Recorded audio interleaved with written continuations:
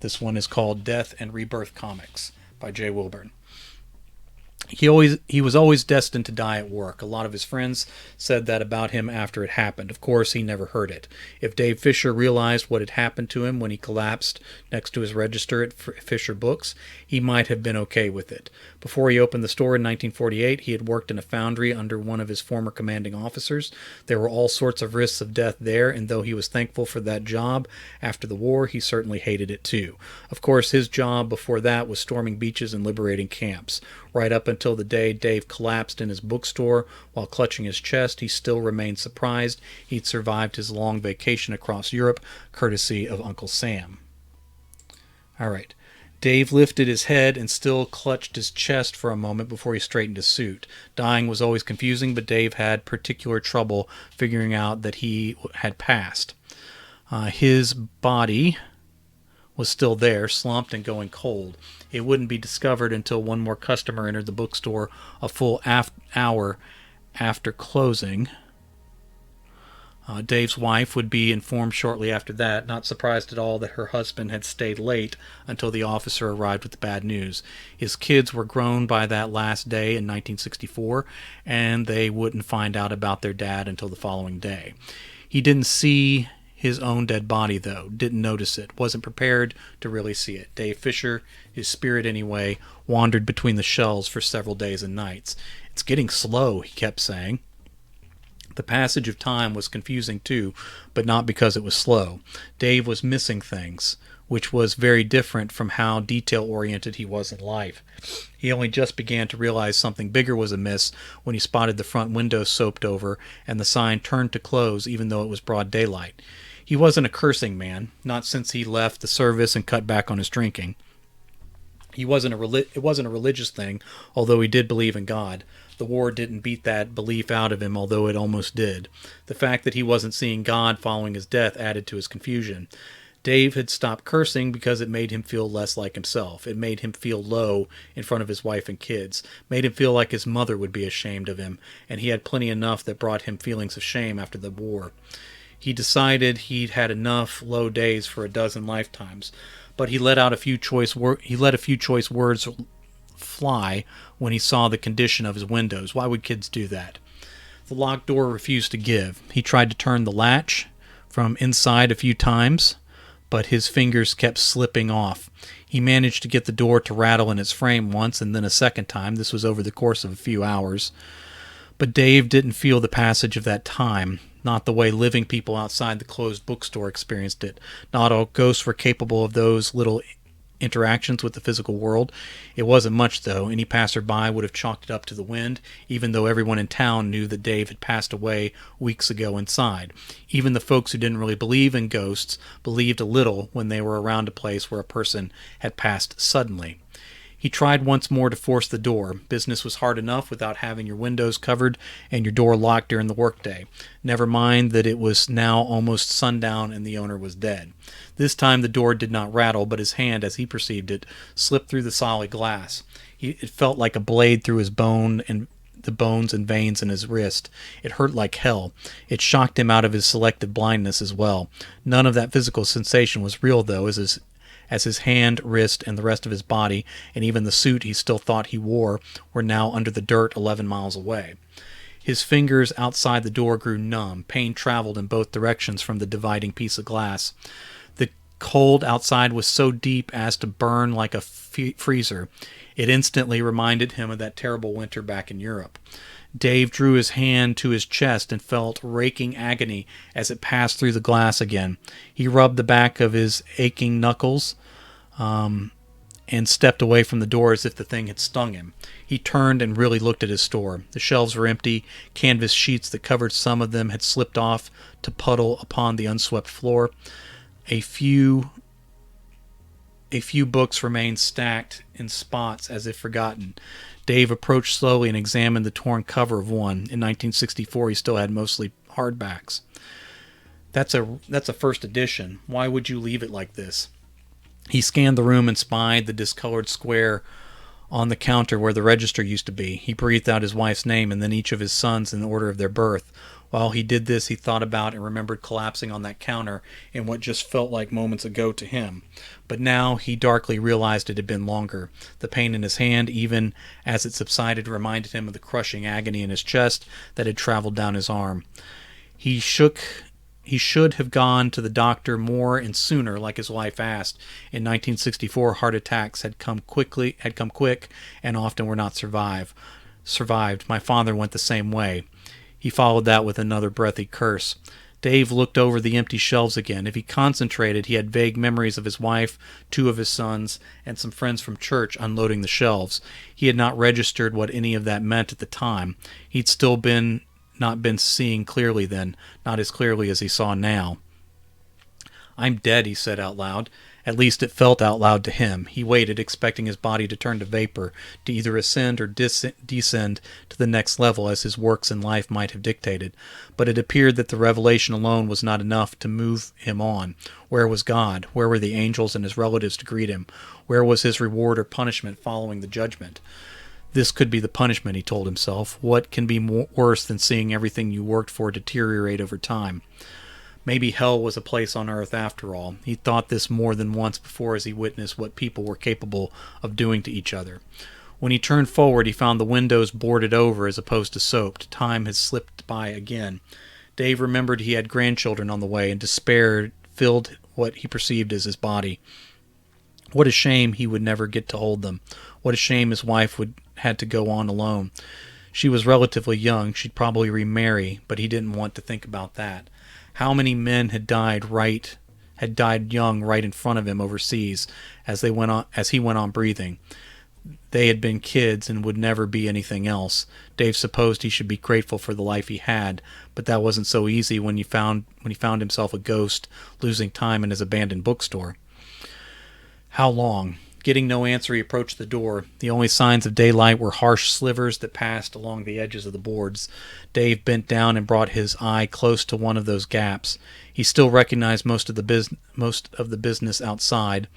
The car models had not changed. He decided it might just be months after his death, maybe a year at the outside. It was a little difficult to focus his vision. His view of the world out there sometimes doubled and tripled.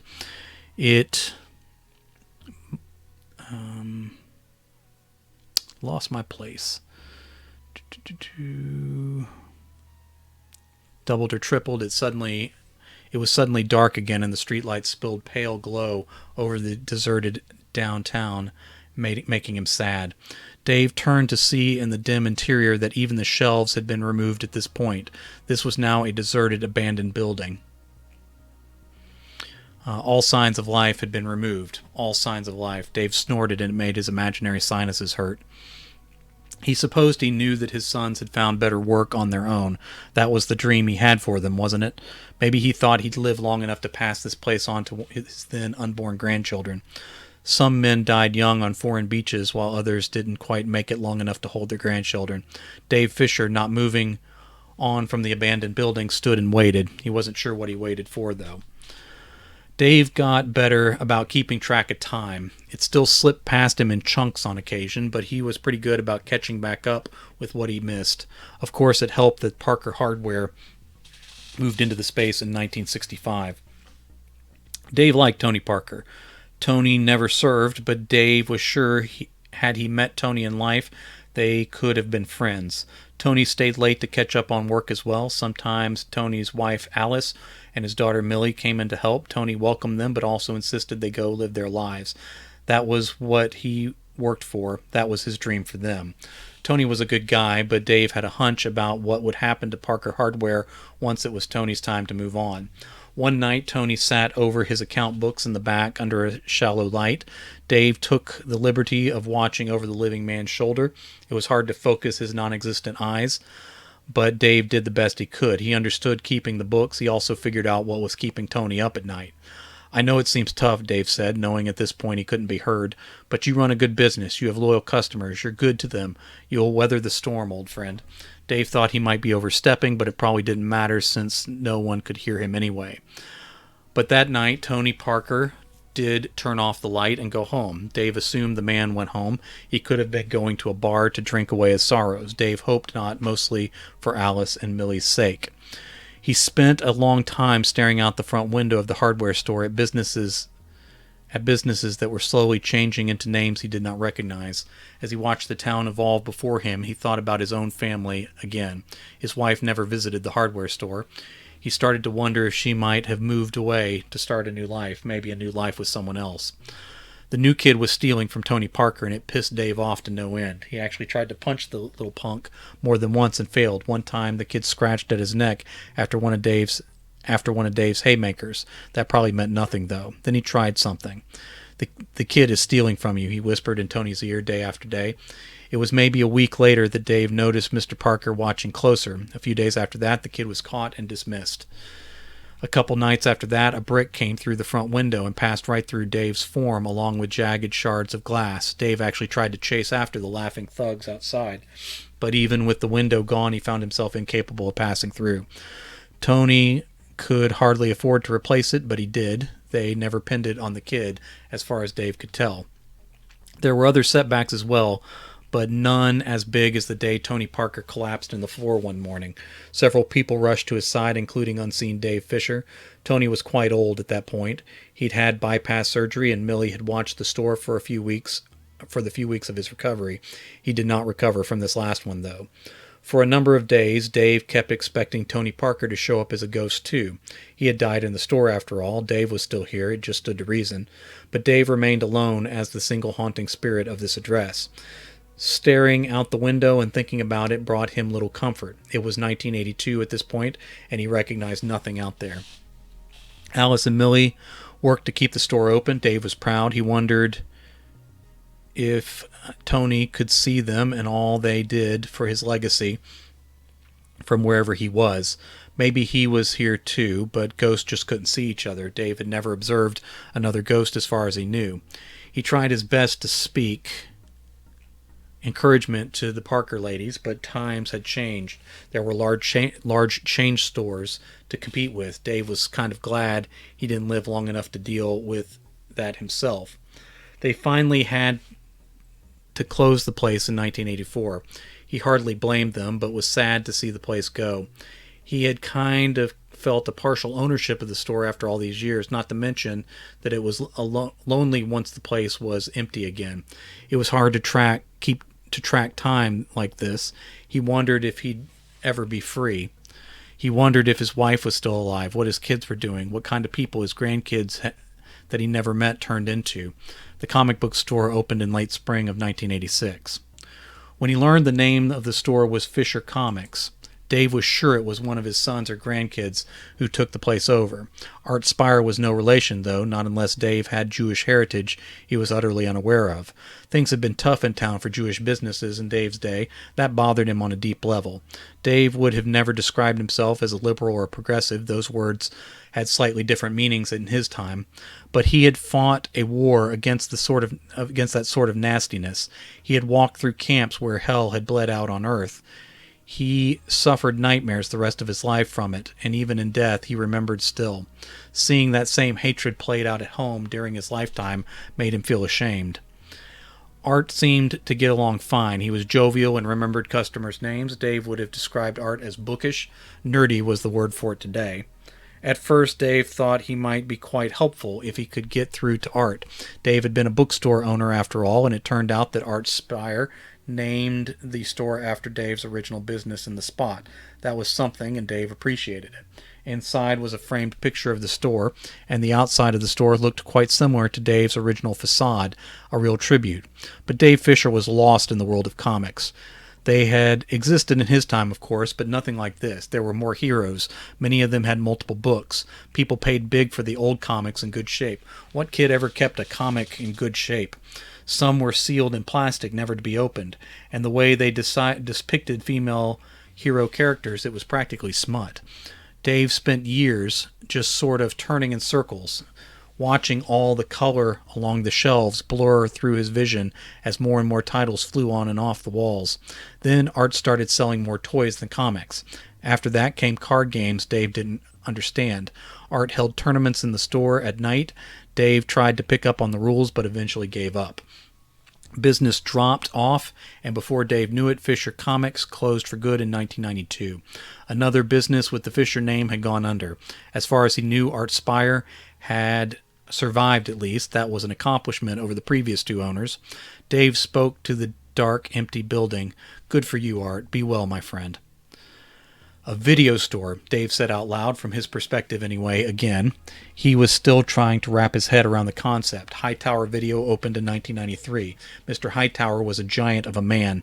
He sort of reminded Dave of the late Tony Parker. But what the hell was a video store?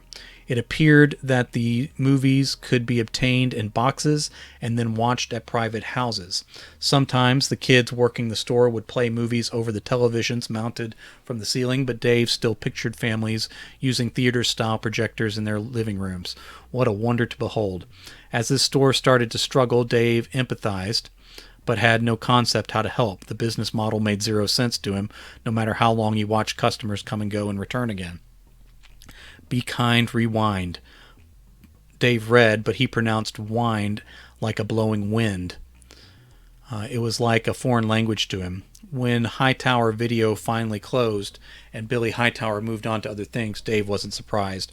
He braced himself for another long wait in the midst of all those video shelves, but he had no idea how long it would be. 2016. Dave Fisher was at a loss. He could hardly fathom the date. This deep into a new century. This was science fiction territory. He expected to see flying cars, but even though they all looked like spaceships to him out there, they still rolled along the ground. Maybe he couldn't see the flying ones because they were over the top of the store in the sky. He didn't exactly feel cursed, but he did feel lost, to say the least. That was even before he tried to understand the new business. Juice House Vape. What did that even mean? Were they selling the liquid, the pipes? Was it tobacco? Was it just the steam that it appeared to be? Was this the new century's version of an opium den? Dave had no idea. The guy who ran it was called Chili. Was that a name? A title? The customers almost seemed to be speaking another language. Even the words he knew, he could barely understand with their strange accents. Was English going away? Was this linguistic drift?